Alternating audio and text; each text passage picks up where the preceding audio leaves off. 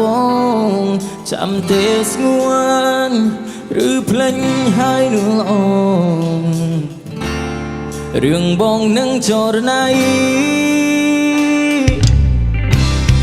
កុំរងអនុសាបងនឹងស្រពពិសីទុកពេលខ្លីក៏ចិត្តនៅដិនដានពេលដឹងថាគ្មានរូបអូនទើបដឹងថាខ្លួននេះឯកាតើធ្វើយ៉ាងណាទើបអាចបំភ្លេចរូបអូនបានទោះជាអូនចាចេញទៅក៏រៀមមិនខឹងថ្លៃមានតែជូនបងស្រីនឹងរូបគេបានក្តីសុខអូ baby ព្រោះបងដឹងច្បាស់ថាមិនអាចបន្តស្នេហ៍ស្រស់ពុំផានមានសិទ្ធិត្រឹមមើលកលយានចូលរងការនឹងអ្នកថ្មី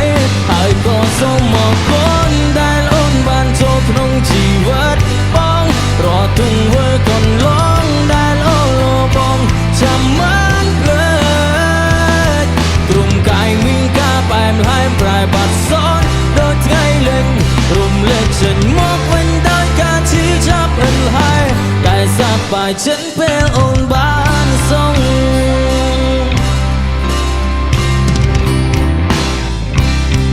នៅគ្រប់កន្លែងដែលរឿងធ្លាប់តែរូបគ្នាជាគ្រាក៏ក្តៅបំផុតតែពេលនេះវាក៏ត្រូវរលំត្រឡប់ដោយភាពឯកានេះជាវេលាដែលត្រូវបានបញ្ចប់ស្របពេលដែលចិត្តនៅស្នេហ៍នៅតែនឹងឃើញពងៀពេលដែលមានស្នួនគេមើលថែតែស្ថានភាពនេះតម្រូវឲ្យយើងត្រូវបែកគ្នាទោះជាអូនចាចេញទៅក៏រៀមមិនខឹងថ្លៃមានតែជូនបងស្រីនឹងរូបគេបានក្តីសុខអូ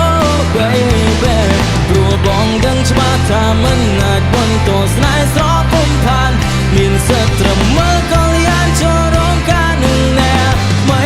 ហើយក៏សូមអរគុណដែលអូនបានចូលក្នុងជីវិតបងរត់ទង្វើកន្លងដែលអូនបងចាំមិនភ្លេច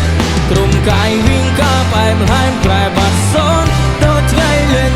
រំលែកចេញមកវិញដោយការឈឺចាប់នឹងហើយតែសប្បាយចិត្តពេលអូនបានសុំ